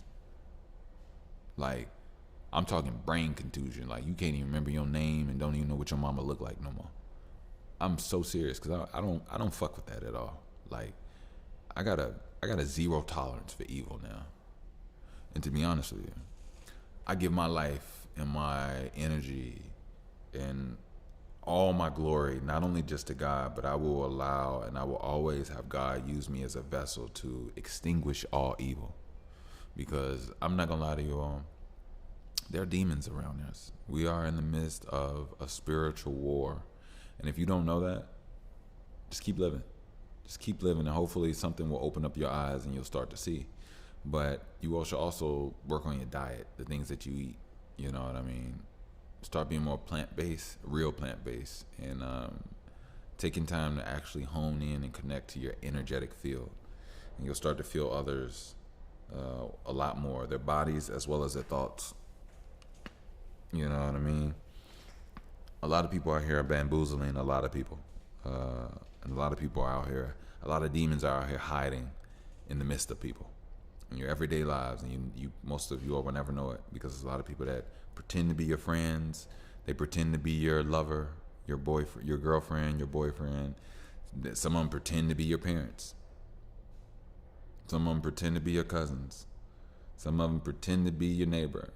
It's a lot of demons out here that don't have your best interests at heart, and majority of you probably won't even know or see them until you tap into yourself, and then you can actually truly read people. And don't think that we're just humans. You know what I mean? And also, if you do, understand what a human is. A man with hue. What is the hue? Hue is color. What is the color? It's a magnetic connection to the man. You know, brownness on people is a magnetic electric molecule. Melanin is a molecule that connects you to things around you. If you don't know how to use it correctly, then you won't be using your body like the cosmic technology that you truly are. Your brain is so much more than what you give it credit to. Your brain can slow down time or speed up time for you. And that alters your reality of what happens to your body and your mind. You know, so we all have to truly tap into who and what we are. And I say that out of love, because there's a lot of life being wasted out here, a lot of lives being taken out here. And to be honest with you, we're so much more than what we give ourselves credit. So much more. You know what I mean? So I say that out of love. So go ahead and grab your BTW, BTWT, and Bush loves you all. Bush loves you all. Bush loves you all. I love you all. Like, you know, I'll be honest with you. I already told you all, something is coming big for me. And when it does, I'm investing into this show. I want us to be able to have smoothies. I want us to be able to sit out and have like a good time. I want some barbecue, some grills. I want to play some good music for you all. I want to meet some amazing artists and make some even more better music than I ever could have alone. And I would love to be able to present that to the world and help you all feel good, strengthen yourself, feel powerful, and be powerful. Not just feel it, be powerful. Be powerful in your moves, be powerful in your love, be powerful in your works, be powerful in protecting yourself, be powerful in teaching your children, be powerful in being present for your children, be powerful in being present for yourself and your lover, and having bonds that you all can build ideas and throw ideas and inspire each other to come up with newness all the time. You know, every day is a day of opportunity. And I love life. I really do. I really do. I was so disappointed in myself that, you know, suicide came back to me after all these years. You know, from 15 to 35, I was like, whoa, it's crazy. But, you know, we're more than this, and we gotta keep our eyes open, you know, eyes on the prize. So thank you. Let me see if there's anything. That was merch. I will put the link down in the description, the link app. I got some new music. Yeah. So I played one for you all. Now the thing is, I put 3 songs out this week. One is called Cosmic Clarity. That's the one I actually played for you all. The hook go, I used to be my dick. Yeah, I love that one actually. I ain't gonna lie. And then I put out another one called I Did That, which, you know, if you want, I could play it for you right now. because I did that. I ain't gonna lie to you. And then I put out a third one. Was that yesterday? Yeah. And I don't know if you all know, I have a self-titled album coming out. It's the new project. It's called Michael. Yep, it's called Michael. And I will be putting this one out very soon. It might come out Friday. I think I should even whatever. I put out the first 3 tracks this week, unless I put out everything next week. There's only one song I need to finish. One song I need to finish, unless I take it off. I don't want to take it off, so I just need to But I've been having to take a break from my art recently because I've been doing so many job calls, and I've been trying to get a place. I don't want to be homeless. I don't want to be, you know what I'm saying? I want to be able to take care of myself and my child. I want to be able to contribute. I can't rely on the person that don't even see me as a team member or a family. You know what I mean? Like, yeah, so, but I will try my best to, I will not even try my best. I'm going to do it. I mean, come on now. We've been doing this. We know what we do. Y'all know what we do. Come on now. So, let me play something for you right now. And I believe this one was I Did That. So you'll see, I did that. Yeah. Ooh. Yeah. My body telling me that there's an enemy on the low. My heart misled me now, all this pain got me on swole. These workouts in the dark are really smart, cause I might blow. And for my baby and my crazy, somehow I just hold my own. I don't like when people play with me, cause I do get hot. One thing about me, I play with myself and then I lost my God. They say don't touch the fruit of the tree, and baby, that'll rot. Okay, all of these things you did. Okay, all of these things that you did, yeah, it will not work in this bitch. I be working this shit, it's a lie. Yeah, you psychologically attack my daughter, that's on high. Yeah, you putting things and screamed and fed the chaos to the plot. Okay, one thing that I see, you don't talk to others like that. You lost respect for me while I had to heal, now I got back. I'ma have racks up on them racks. I'ma have racks up on them racks. I'ma have you up in the back and you gon' have me on them. Alright, tax up on them, tax, okay, I'm tax up on the low. Not a black bitch that'll stop me, okay, now I gotta grow. Okay, people be like demons, not being, but they know they are them, not like them, but you like them, baby, I'ma strike them. I feel like you don't like the light in me, yeah, you are not liking me. Sometimes I just transform to an angel like a lichen bee. You ain't got shit on me, probably cause you hairy on it, and you biting like a demon, but you know the rabies coda. No, you cannot touch me, I'm divided, protected, and I'm kinda musty. You can smell like all them pheromones. They tell your ass to cuss it, I mean rush it, hush it. Okay, man, now you bout to bust it. Sometimes she get hot on me, you know, just like a gusher. I be gushing, I be rushing. No, I don't, I'm really just relaxing. One thing about the blackhead, oh yeah, I do not like it. I'm talking about the, you know. But you know, it's the light inside, and every time I share it, they gon' flow. They wanna take me on they own, they wanna steal what I emit inside, but baby, I'm a ghost. My body telling me that there's an enemy on the low. My heart misled me now, all this pain got me on swole. These workouts in the dark are really smart, cause I might blow. And for my baby and my crazy, somehow I just hold my okay, though it suffice. All I need is really the cream of the over device. I ain't playing cause I'm over the wise, but you get it and I know that I'm size. And I know I'm divine. Fuck it with me and you know it's a lie. Don't do that, you'll lie to yourself, cause you know it's inside. I'm talking about demons, talk about semen, baby, you know you can't. Baby, you know you can't hold up my vibe. Baby, you know you can't hold up a lie. Baby, you know it'll baby, you know it'll all fall down and it'll fold up in time.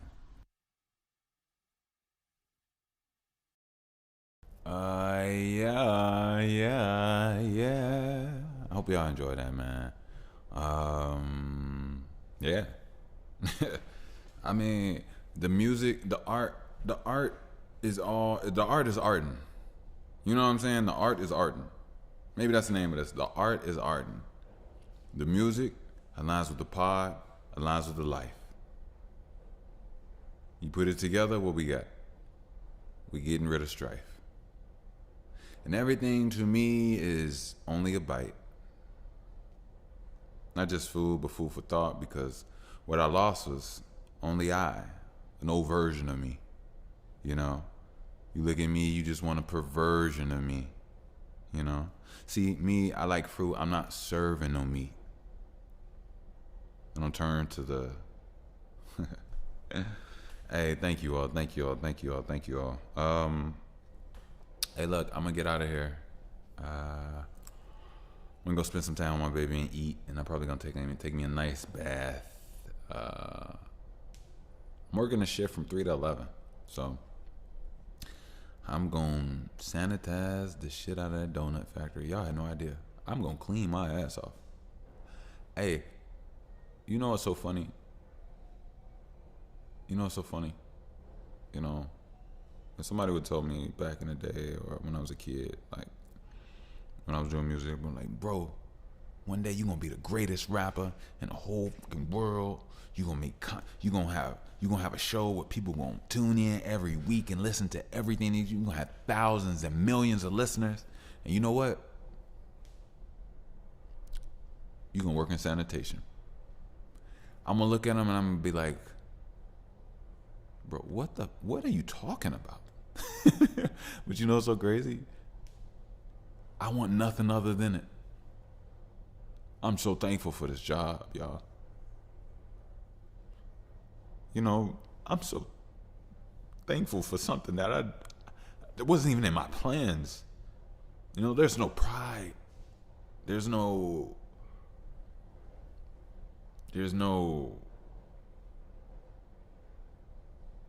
pushback. I just want to go. Honestly, to be honest with you, when he said something about donuts, I started thinking about The Simpsons. Maybe that should show you my age. I'm 35, so I ain't super old, but I'm getting up there. Oh my god, I gotta tell y'all a little story before I let y'all go. But look, anyway, when they said donut factory, I ain't gonna lie. A little fat man in me got a little happy. Like, I'll be around donuts. Like, I know that sounds crazy, but I don't care. And I instantly started seeing the donuts from The Simpsons, man. I love donuts. I really do love donuts. I love glazed donuts. I love when I was back in my earlier days, I used to tear a chocolate Long John up. Oh my god, a chocolate Long John? Y'all serious? A chocolate Long? Oh, boy, from Dunkin' Donuts. Now all that shit that tastes like cardboard. Now I ain't gonna lie, they kind of lost their whatever, you know. But when I was a kid, I don't know if it was like that or they had a different recipe. I think everything was different back in the day. I ain't gonna lie, but man, let me have any extra money, and the Dunkin' Donuts was anywhere around. Oh my god, it's going down. Y'all had no idea. You know what's so funny? Y'all, my whole life I've had an 8-pack. My entire life. I'm not even playing with you. Matter of fact, I take that back. A few years ago, for some reason, my belly got a little bellyish, and I was like, "What the hell?" And I whipped that shit, and it made me uncomfortable. Like, yeah, my stomach was poking out a little bit. I was like, "What is this?" And that was not me at all. I understand now that demons can really attach and really kind of change you, but if you hop back on your shit, you get your body and your mind back. Because I wasn't going. But yeah, I got my 8-pack great back now, so that's nothing. But yeah, my whole life I've had an 8-pack, and I've always been in shape, always been muscular. So look, let me tell y'all something. A few days ago, I went to the court, right? I was stressed out, and I needed it. I really needed it. I went and played basketball. I haven't played basketball in 10 years, y'all. In 10 years, I haven't played basketball. And anyway, I get out there. My jumper is horrible. Oh my god, I can't shoot for shit. And my stuff used to be pure. I used to all net. Whoosh, you'd hear it. You hear it. Oh my god. Anyway. So I'm at the court, and no shot is jumping. I mean, no shot is dropping. I hit like maybe 2 shots that entire time I was out there. Everything else, air ball or hard brick bouncing off. And there was this guy, right? So I was playing. When I first got there, I was playing with these like teenagers, right? and we was playing on one side of the court, right? And then this dude who I thought was an older gentleman, right? I'll get to that. I thought it was an older gentleman. He came up, and he was in like flip flops, right? And black dude, OG. Matter of fact, this man was a pimp, so don't even get it twisted. He ain't that. He will pop your ass and fuck you up. And he was gonna shoot with us, but he was like, y'all going too a little intense. I'm just here to just shoot around a little bit. You know what I'm saying? So he asked him if he could, see one of the balls that was on the side, and he was just gonna shoot at the other rim. After I realized how horrible I am in basketball now. Now, see, the thing is, I'm only horrible. Like, I still got my body and my moves, right? But I'm too strong now. I've been working out, doing weights. I don't have my delicate soft touch anymore. So I'm out there bricking like crazy. You know what I mean? And I'm way too strong. I'm way too strong to be playing basketball right now. Which I don't mind, because I only want to be a protector of my daughter, y'all. I ain't gonna lie to you. My basketball days aren't really over. I'll get back into them. I love basketball.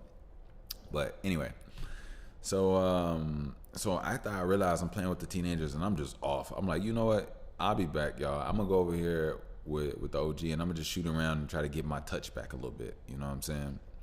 So I get over there. I'm we shooting, and then me and him start talking. We start, just vibing. You know what I'm saying? Find out that I thought he was older than me, right? Now, he was older than me, but get this. So when we were talking, he said he's a 90s baby, right? Now, I'm born in 1990. So, I'm the originator of the 90s baby. He keeps talking, and he says he was born in 1990. Now, I was about to say, bro, you born in 1990. You ain't a 90s baby. When you a 90s baby, you 93, 94, 95, 96, 97, 98, 99. But when you born in 90, look, a lot of people don't know. 90 is a different year than any other year of the souls that came into this world. I'll tell you why. When you're born in 1990, you are nothing like anybody from the 80s. At all. At all. You're not. You're nothing like them. From the people from the 80s. I don't care if it's 89, 88, or 87. You're nothing like them. We're completely different if you're born in 90. But see, the thing is, if you're 90, you're also completely different from 91, 92, 93, 94, 95, 96, 97, 98, 99. You're not really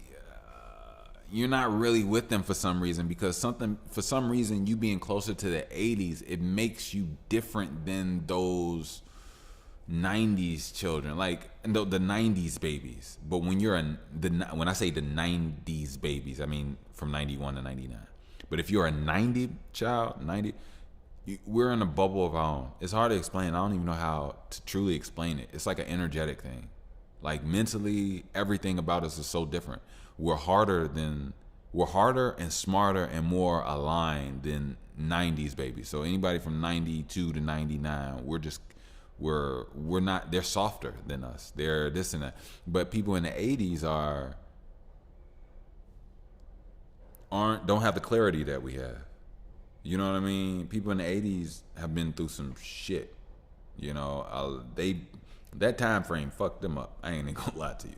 But see, the thing is, they also came out really cool. Some of them came out cool too. So don't get it twisted. People in the 80s got rhythm, got style, got all, but like they're different from the 90s. The 90 baby. Anyway, long story short.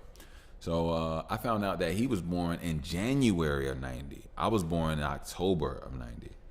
And it's so crazy. We was talking about life because like life hit him hard. Like me and him don't even look the same age. And he looks way older than 35.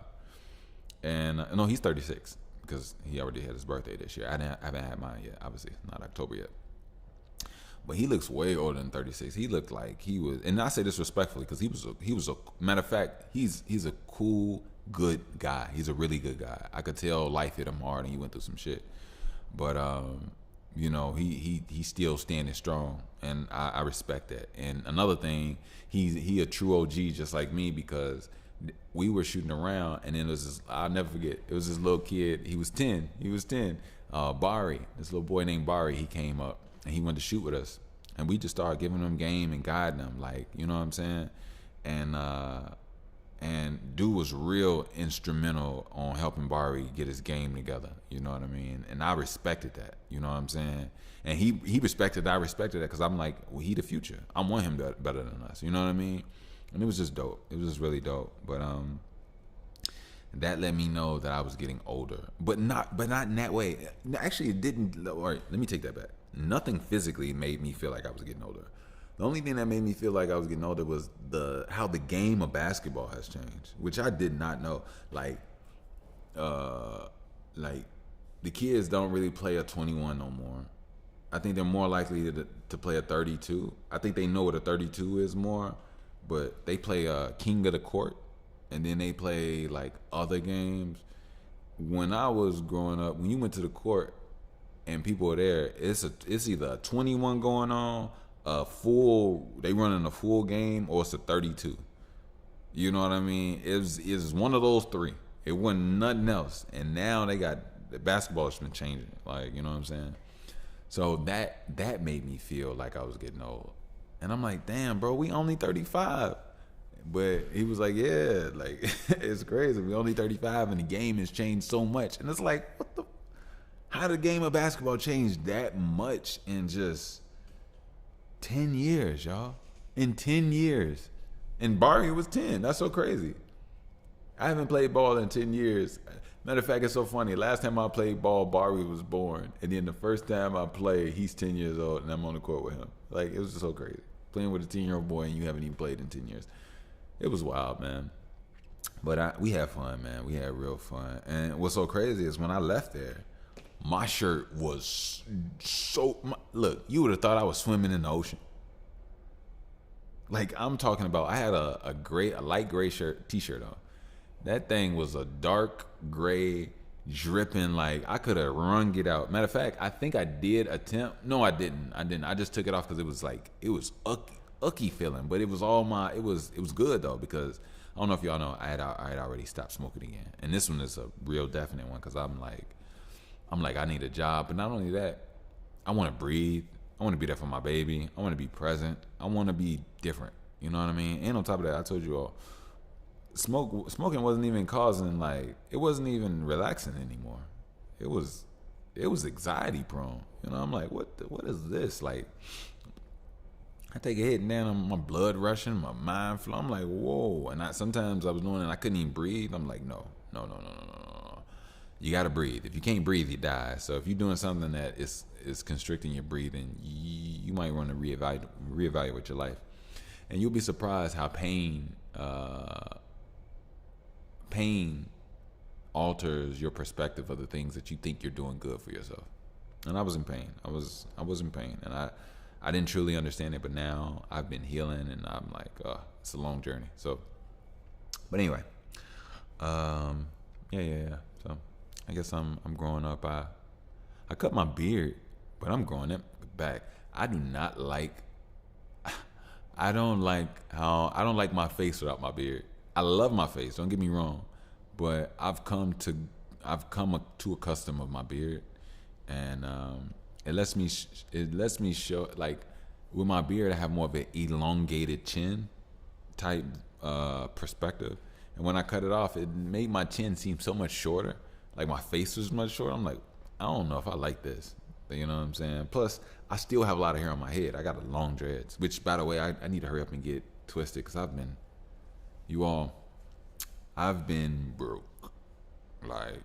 broke. And between being broke and not getting your hair done, like, somewhat consistently, and the stress I've been going through, I've been having, like, little ends of my dreads, like, you know, getting super thin and falling off. I'm like, oh no, I love my joints. So my first check, I'm gonna get my hair done. It's a must. It's a must. And then from there, I'll just make sure I continue to do that and build up my money.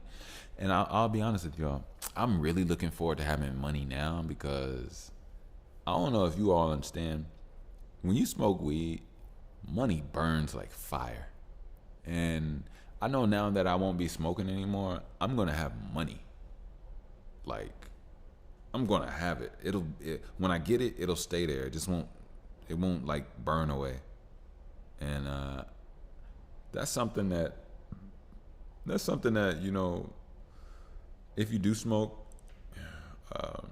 anybody out there with any addictions, you might want to actually look at yourself, because when you talk about timelines and certain lives that you could actually live, you don't realize how much you're getting in your own way of things. And to be honest with you, I've smoked so much money away of marijuana, when right now in today's world, it would behoove me to have a little $300-$600 to invest in my art and push my pod and push my music out there in ways that I can't while I'm broke, because I'm just going off of just pure talent and spirit. And even though that's good, you still got to invest in yourself. And shout out to Dolph, you know what I mean? But Dolph did it in a way where he smoked and made money and did it all. And I understand not everybody's the same. Everybody got different things, different vices. Some people it's sex, some people it's drinking, some people it's smoking, some people it's caring too much about others, some people it's a lot. You know what I'm saying? It's a lot of different vices and things that can pull you away from your divinity. And I'm really looking forward to just healing my money, my financial brain healing, my physical brain healing, my emotional brain healing. And to be honest with you, I never really held on to money like that. When you smoke weed, you are looking forward to spending that money. And that's not me no more. Actually, I got a vape pen. Don't use it. I put it away. I'm not using it. But instead of throwing it away, I wanted to keep it while I didn't smoke, because I remember how much lack of self-control and discipline I had once I had access or possession of weed. I couldn't be in the possession of weed and not smoke it. And that was like, oh no, that's a problem. You know what I mean? And I've had moments where I threw weed away. I'll never forget, I was with this one girl in my old relationship, and I was like, you know what, I'm stopping smoking. And I flushed down like a half ounce of weed down the toilet. This is about 10, 12, this is about 11 years ago. And it was some good weed too. It was some good stuff. It was so much better than what we smoking now. And man, yeah, I did that. Oh, I did that. If I was like on some real, if I was where I was at now, I would have just took that and sold it, took the money and then invested in what I really want to get into. But I wasn't coming from a great place mentally. I think I was coming from a place of fear, trying to just rid myself of something. And it doesn't work that way. You got to have power of your mind. You got to control yourself, because at that point, it doesn't matter whether God helps you or not. If you go and you're amongst things, you'll be weak, because you'll be weak. You know what I mean? You won't be able to control and discipline yourself. And I understand this journey. I needed a lot of help, and God has really helped me, because I don't want to be weak to women. I don't want to be weak to marijuana. I don't want to be weak to, I'll be honest with you, I doubt if I could be weak to alcohol. The reason why is because I value my body and my mind too much. So I don't like not being able to fight. I don't like not being able to be athletic. I don't like not being able to be strong. I don't like not being able to think. I'm extremely cerebral, so I don't like being outside of that realm, which is my natural, normal self. So yeah, alcohol really can't get me like that. But I'll tell you this, the only time I really enjoy alcohol is when I'm smoking. If I'm not smoking weed, then there is no alcohol, because I don't like being tipsy by itself. And to be honest with you, the reason why is because even when I smoke and then I drink, it's not the same, ooh, nothing like that. It's actually a focused type vibe. It's like the marijuana manipulates the alcohol in me to, like the marijuana grounds me, and then the alcohol gives me like a flight in the groundedness. But without marijuana and I'm just drinking, then it's like my stomach, like, you get more dizzy, your head can sway, your steps could be a little, But when I smoke and then I drink, I'm not like that. I don't know why. I really don't know why. I really don't know why. I'm not stumbling. I'm not mumbling my words. Matter of fact, it's funny thing is I'm more energetic. Like I'm hyper a little bit. Like what is it? They call it a stimulant. But yeah, I think that's it. If I smoke and then drink, alcohol affects me more like a stimulant. But if I don't smoke and I just drink, then alcohol affects me like a downer. I think that's what they call it. And yeah, I don't like that downer shit. That's not me. Yeah, I'm good on that. But I'm good on all of it. So it's just clean Bushwick. Just clean Bushwick. You know, it's so funny in my music now. I still sometimes refer to myself as Bushwick Kushtik Bushwick, and that's because I was smoking Kush sticks. You know. And let me show you what a Kush stick is. It's just Kush that you roll up in a blunt. I was calling them Kush sticks. Everybody got their own terminology, blunts, whatever the case may be. But yeah. But anyway, let me get out of here. I'm gonna try to go eat, take a bath, and relax, and wake up nice and early. Take my daughter out, spend some time with her before I go to work, and yeah. So. I appreciate you all. I love you all. I'll put the links in the description. Thank you for messing with me. I really do. And I do feel like, honestly, I don't know when. I'm not gonna put no time frame on it. I feel like somebody's gonna hit me up and invest in me like very big, and I won't even be at the donut shop that long. If that is the case.